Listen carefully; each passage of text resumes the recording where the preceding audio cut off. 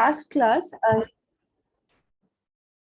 in the last class, I think I remember that, if I hope you all remember, that we started this chapter called The Alchemy of Nature. We not only read through the lesson line by line, but we also looked at every single example that the poet, that the writer is talking about, every example from nature that she says that we can learn from. We try to look at each one in detail and understand the lessons we can take from them. Now, in the presentation that was shared with you for this chapter, there were some that we said we would definitely cover. One is reading and comprehension, which we have done. You were asked to solve some questions, which you have also done. Grammar part in this chapter, we want to discuss concrete and abstract nouns and transitive and intransitive verbs. There are two questions in your textbook based on these two concepts. We will be spending some time today discussing these. The vocabulary that we've been introduced to in this chapter is mainly adjectives and adverbs, a lot of describing words. So we are going to make a note of that. And as for the writing section, if I am having a bit relapse, I can't remember all the questions that I asked you all to do last time. But if I had asked you to do questions from the back of the chapter, then you have already done information transfer. You have already information from the passage and put it into graphic organizers. Okay.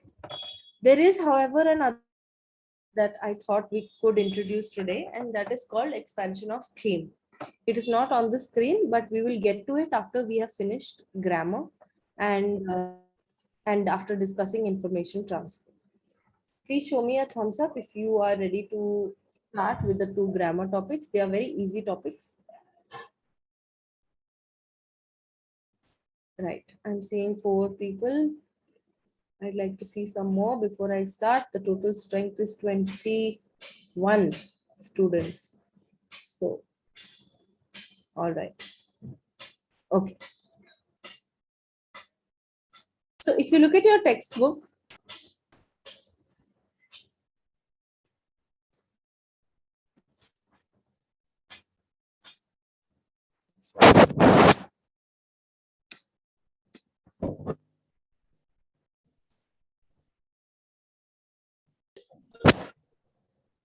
Lagging. I'm not saying anything right now. Can you all hear me clearly? Yes, ma'am. Okay, thank you. All right. So if you look at your textbook on page number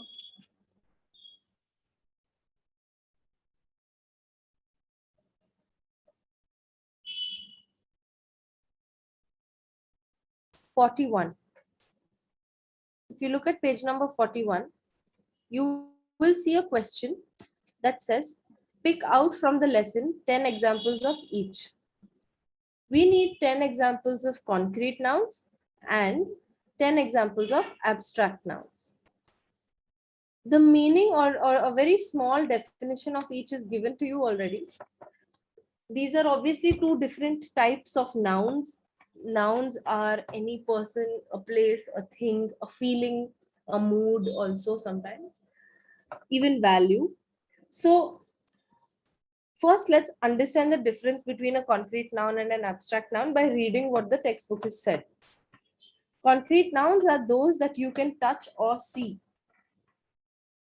Basically, those things that can be experienced by your sense organs. Can someone please very quickly tell me what are the 5 sense organs in the chat?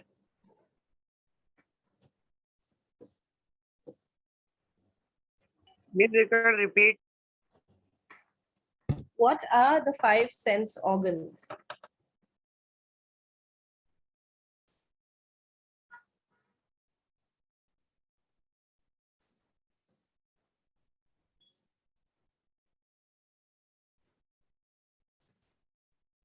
Thank you, Khadija. Thank you, Tushar. and Chand. Great. Eyes, nose, ears, tongue, and skin, right? And so the senses are sight, taste, smell, hearing, and feeling. Now, if a particular object can be experienced through these sense organs, then we would consider them as concrete nouns, right? If we can experience them through our sense organs, we would consider those as nouns. Concrete is hard or something that has some physical structure. An abstract noun, on the other hand, is those which you cannot or see, which is not experienced by your sense organs, which is sometimes a feeling, a value, a mood, an emotion. These are not things. These are not things that are experienced by the sense organs, but by these are things that we think about or things that we internally, right? So these are those that we call abstract nouns. They don't really have a physical structure to it, and they're hard to define. Now, chapter, if you, I'd like you to go through the chapter and pick out 10 examples of concrete nouns, which means 10 words that are concrete nouns and 10 words that are abstract nouns. A noun is, I'm going to put this in the chat.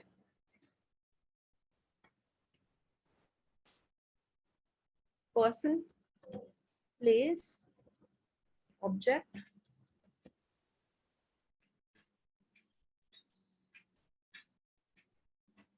feeling,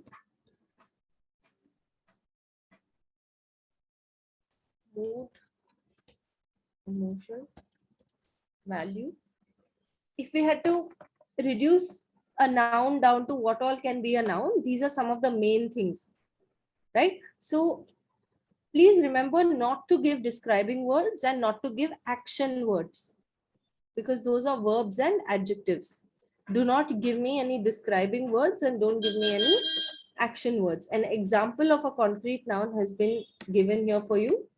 Sand. Sand is what you find on the beach, and it is a concrete noun because you can experience it. You can walk on sand, you can hold it, you can touch it, all of that. An example of an abstract noun is given to you over here. It is infinity, right? It is not something that you can touch or hold or see, but it is a it's thing that you cannot Example, air. experience through your. Who is speaking? Rohit. So kindly go through the chapter and come up with 10 concrete nouns and 10 abstract nouns. I will wait in the chat. You can use the chat. If you want to speak out loud, raise your hand. I'll give you a chance to speak.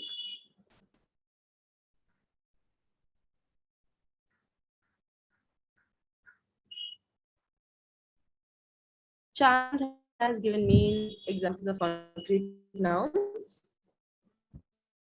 Great. Tree, oyster, rocks, ant.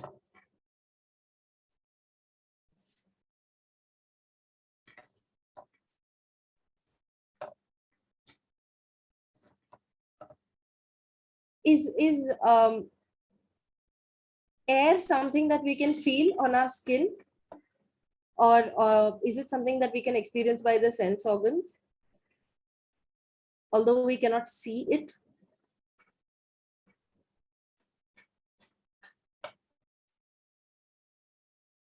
We can feel it, right, Satyam? So whatever you can feel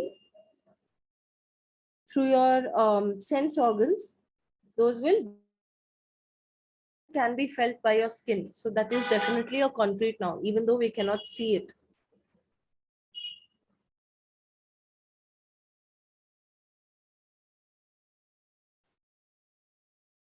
All right. The answers that I'm getting for concrete nouns so far from Karthik, Chand, these are plant, flower, ocean, water, tree, fly, butterfly. Definitely water. spider as well. I'd like to hear at least one from everyone. Quickly.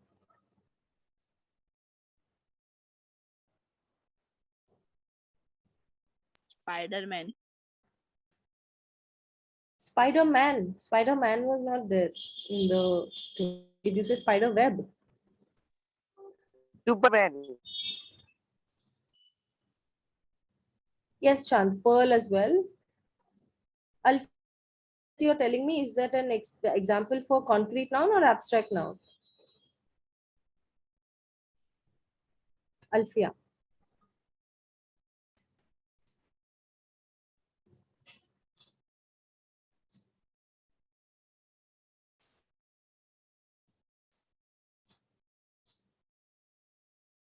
That is not a word, beta. That was concrete. So no, now just check the word. In fact, it is an example of abstract. So Alfia's word is happiness. Happiness is a feeling. Happiness is an emotion, right? And that is definitely a noun, and it is an abstract noun. Let's come up with some more examples now of abstract.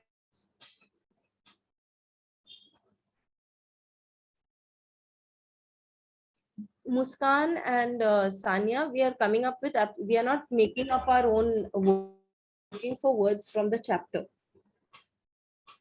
Yes, Karthik, nature can be an abstract noun. Because nature comprises a lot of different concrete objects.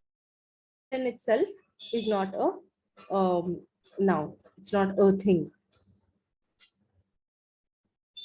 Lalit, I don't know what you are referring to when you say that you can feel it. Would you like to see a few examples of concrete nouns and abstract nouns from the chapter? Okay. Since most of you have already mentioned nouns, I don't think I'm taking away your time to participate. So these are the ones that you also have mentioned: plant, rock, water, tree, wind, leaves, ant, fly, butterfly, oyster, grass, star, sun, sky, and pearl, and so many others that you all have also given, which I have told you are correct. Let's start looking at a few examples of abstract nouns. I'd like to see more of you participating with abstract nouns.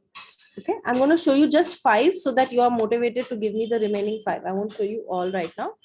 Just look at these 5 and try to give me more. Alfia gave one, happiness.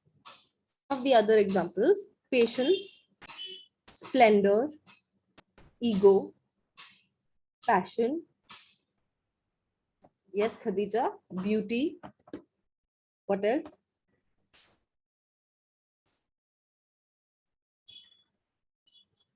Satyam, that word is an adjective.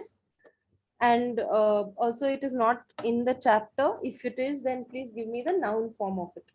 Charity is definitely, Khadija, well done.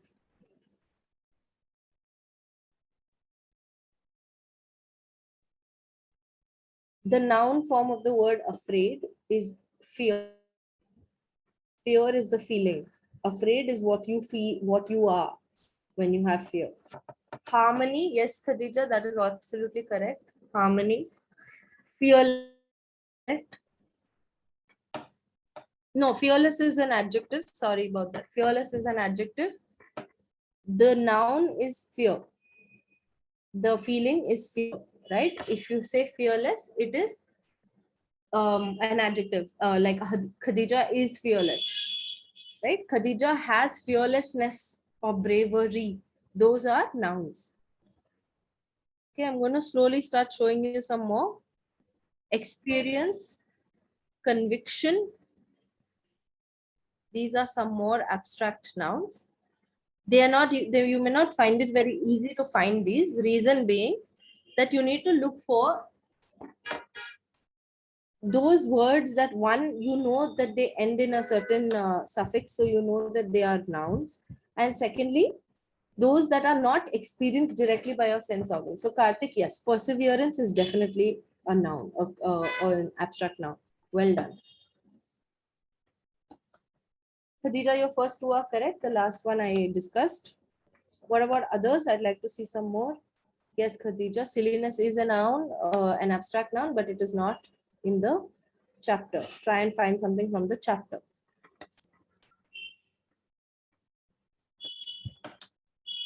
It's supposed to be easier because we know the context of the chapter, right? So if you go through the chapter and give me the words, the context will be, it's a lot easier for you to find these words there. But at this point, it's okay. I don't mind you all giving me any kind of abstract nouns.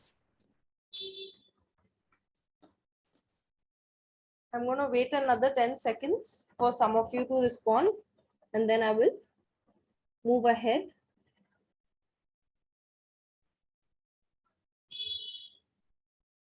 Satyam, this is chapter 1.6, Alchemy of Nature.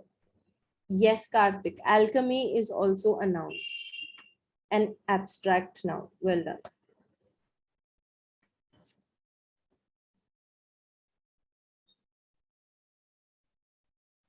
All right then. So at this point, I'm going to continue.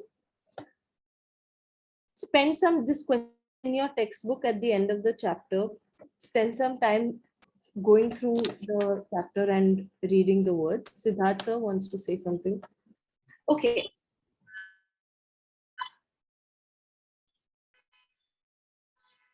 So one part of the grammar is concrete and abstract nouns, which are forms of nouns, different types of nouns. There is grammar activity at this point. I want you to just take a look at. The question says there are a lot of markings in my book, but I'd like you to look at your own textbooks while I read the question on page number 42. This is question number 8B. Question number 8B on page number 42. The question says, underline the verbs in the sentences below and say whether they are transitive or intransitive. So we are talking about two types of verbs, transitive verbs and intransitive verbs. Okay. Now, first what they're asking us to do is underline the verbs. If you look at the first sentence here, sentence number 1, it doesn't matter that the answer is. If you look at the first sentence, look at the general structure of the sentence, right? There is a subject, a verb, and an object. First, go ahead and mark all the verbs in your textbook. Verbs in each of these sentences and underline them in your textbook.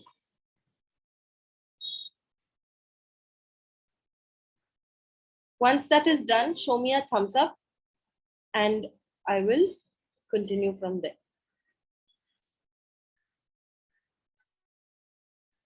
Who is this? Oh, okay.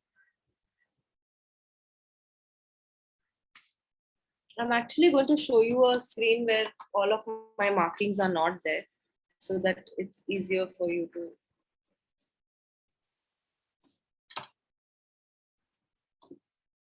So very quickly, question number 8B, please underline the verbs in that sentence.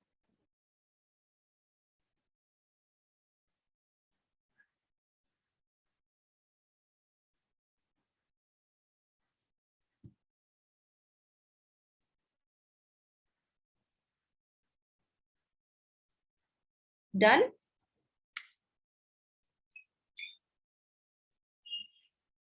Okay, great. So now, let me show you.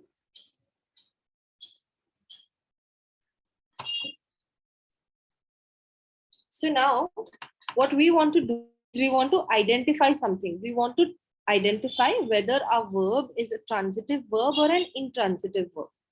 For that, we need to know what is a transitive verb and what is an verb. And the question already gives us that hint. A transitive verb is one that is needing an object.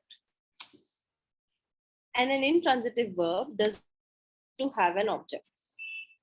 What we mean by this is that an action, a verb is an action word. An action can either just happen on its own, or that action needs to be done to something else or to someone. Okay, if the action is one which has to be done to something or to someone, then that is a transitive verb. Let's see an example. Let's look at the first example. The subject is one can. If you want to make it easy, you can think of it as anyone. Anyone can. Witness and experience. These are two verbs. Witness and experience are two verbs, actions. One can witness and experience the beauty of heaven. Witness and experience what? When I ask this question, what can one witness and experience? I get the answer, the beauty of heaven. So this portion, the beauty of heaven, is my object, because this is what the action is being done to. How many of you are following, and how many of you follow what I'm saying? Show me a thumbs up. Karthik and Khadija, and that's it. Okay. Okay, I'm just going to try and make this as simple as I can. We need to look at the verb in any sentence and identify whether it is being done to, if that action word is being done to something, or it can be alone as well. It can be without an object as well. To look at an example, when we see witness and experience, we can't just leave the sentence at that, right? We can't just say one can witness and experience. One can witness and experience what? What are we experiencing? An experience is of something. And therefore, this type of a verb always needs an object. Because of that, this is a transitive verb, one that needs an object. Let's see an example. Intransitive one. Nature soothes and nurtures. Look at number 3. Nature soothes and nurtures. There is no object after the verb. We can stop the sentence at the verb itself. Okay. If I were to give you a very simple example, I jump on the bed. Is there an object in this sentence that I'm saying? I jump on the bed. If there is an object, what is that object?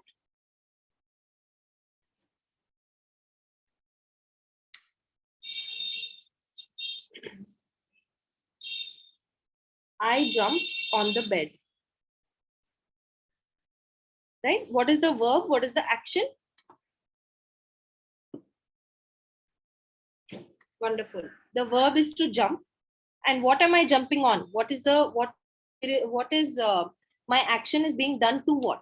The bed, right? So that becomes my object. Now, what if I say I jump? I jump. I stop my sentence. Is it still complete? Can I say I jump?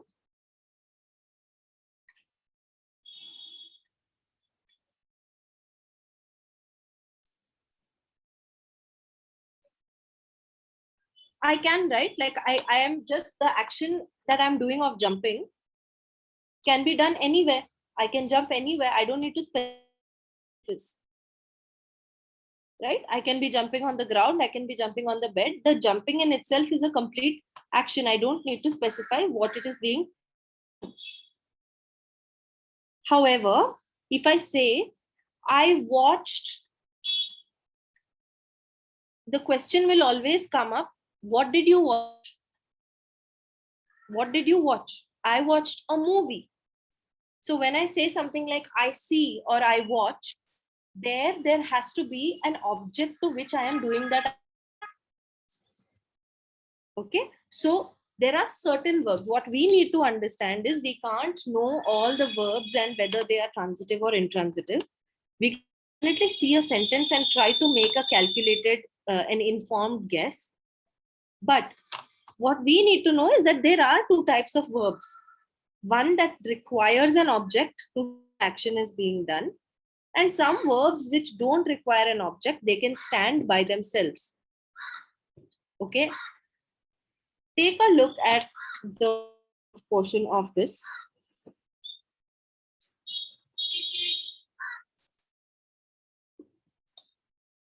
It leaves me off. Here, this sentence itself is should not be there for such a question, because it's not, here we are not talking about a action, it is actually a phrasal verb, leaves me. So I will come to this second one last. Maybe it would have been much easier to explain this if we were in a, I'll come to number 2 last. Nature soothes and nurtures. These are two actions. One is to soothe, which means to calm something down, and to nurture means to make something grow.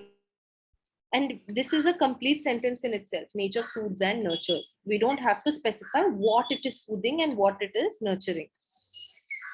It withers completely is just an adverb here. It is not serving as an object or anything. But here, the verb does not need an object. The flower comes to life only for a day. I can say something comes, and it's a complete sentence. I can say comes, Kusum comes every day, right? I don't have to say where they are coming or when they are coming or any of these details. I can add those details definitely, but it is not necessary. It's not absolutely necessary for the sentence to be complete. Sixth one, however, is a transitive one, which means that the object is needed. So take a look at that one. A rainbow colors the entire sky. A rainbow is the one that's doing the action. What is it doing? It colors. What is it coloring? The entire sky. Whenever we use a word like color, make, I make. You make what? I make a cake. I color. You color what? I color in my book. I color the walls. It needs an object to which I'm doing that action. And that is a transitive verb. And once you find that the object is necessary for that sentence, then you know that everything else is transitive, which means that object can be there or cannot, doesn't need to be there. It's not compulsory. Is intransitive. It is complete even without an object. It smiles and dances. Right? I don't need to say where it smiles and dances, whom or how or whatever. I just say it smiles and dances. Some of these sentences may seem out of context because they're taken from the textbook itself.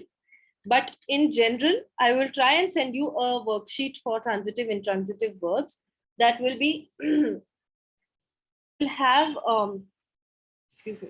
So that will have much more simplified sentences. So you are able to identify whether some actually transitive need object in the sentence or intransitive not needing an object in the sentence.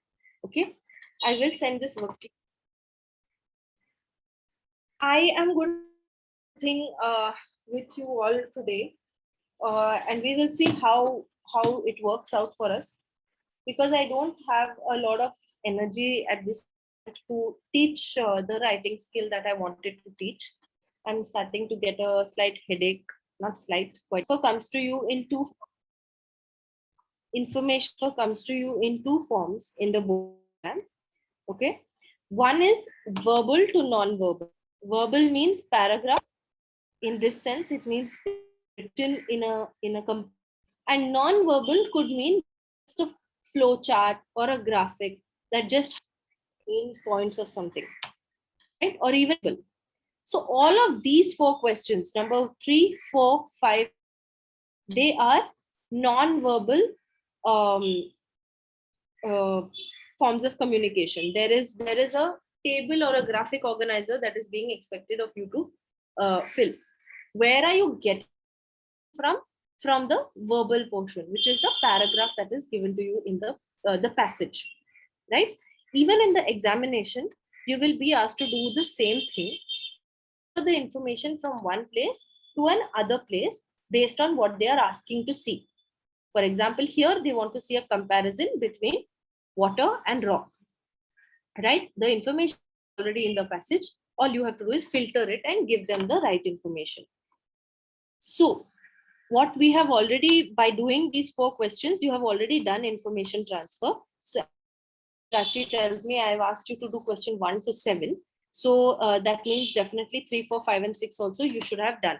And if that is the case, I will check your work and information done. The other topic that I said I would like to do with you today is called expansion or expansion of an idea. How many of you remember doing this in class 9? Please show me a thumbs up if you remember doing this in class 9. Prachi remembers, but only Prachi remembers. And Karthik remembers. And one other person who I cannot see, Ankit, Alfia. Okay. So wonderful. That means you know how to do expansion of a theme. And so what I want to try, okay, Khadija says we didn't do it. We had planned to do it. So that's okay. Even if you had a slight introduction to it at this point, to try will work, I think. There is a detailed presentation that I have, it's as detailed as I could make it. There's a presentation outlining how we should go about solving such a question where we have to, for 5 marks, expand an idea or expand a theme. Usually in such a question, the question paper will give you a proverb, a saying, a quote of some type, a thought even, and ask you to explain the meaning of that. Something that you will be very used to doing if you did this in morning meetings or even thought for the day. Okay. Now, what I have done in this presentation is I have written the steps of how we should go about writing this, with one detailed, one quote, one proverb actually, and I have explained it in detail. And by the end of it, I have also written the expansion of that proverb here. Okay. So what I'm going to do is, I'm not able to go through each slide with you here and take responses with you in real time. I'm going to send this to you, put this in your Google Drive folder and share it with Sir. And try to attempt an expansion of theme by the towards the end of the presentation. I have given a homework question for one that you can do on your own after reading what I have written, right? Do it and try to do the expansion of theme on your own. The point is to write, and the point is to write enough so that we are practicing writing. Otherwise, you will tend to forget how to do it well and in with good speed, right? So you share these with me once those are completed with Sir. Check those as well along with your other written work, and try to create a sheet with all the comments that I have and share that with you. Okay. At this point, I will be sharing 2 things with you. One, the presentation for expansion of theme that I just showed, and 2, the questions, the pages of the chapter where I have written the answers to the transitive, intransitive, concrete, and abstract nouns as well. Okay, I will at this point ask Siddharth sir, are you